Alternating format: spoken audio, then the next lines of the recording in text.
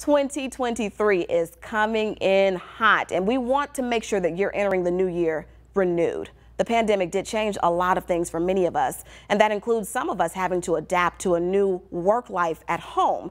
But now many of us are actually back in the office, which is a whole nother adjustment. Lakita Johnson spoke with a counselor about the steps that you can take to adapt. Lakita, good morning.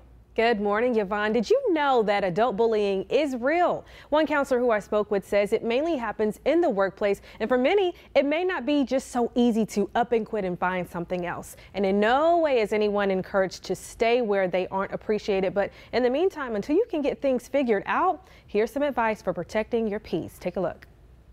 As time goes on, we're becoming more aware of it. You know, we didn't really talk about that 10, 20 years ago. We just kind of, if we were being treated unfairly or bullied, we just move on. But it's a new day. Living Well Network Supervisor and Methodist Hospital licensed counselor Allison White says getting adequate sleep should be a top priority. Then make sure you get some quiet time and ground yourself before you walk into that workplace. Finding that routine for you in the morning is very important. And I also think, for me at least, I know driving to work is my only time in the morning until I get home, right? Or until I go to sleep, actually, of peace. I listen to my podcast.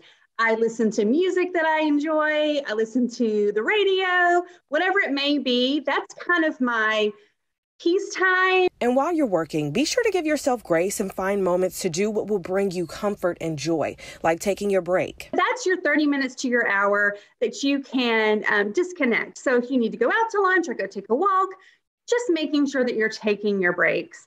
And, you know, things that you can have on your desk. What brings you happiness? Is it a picture of your kids? Is it a picture of your spouse?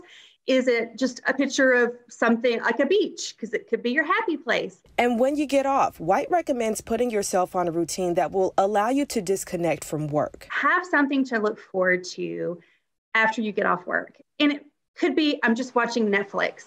Doesn't have to be grand. It could be I'm going to the grocery store by myself and enjoying a Starbucks while I'm walking around Target.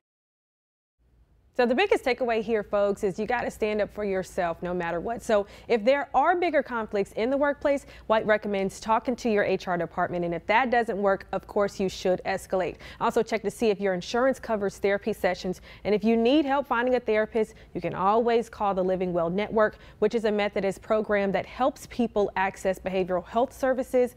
That information will be on our website at abc24.com.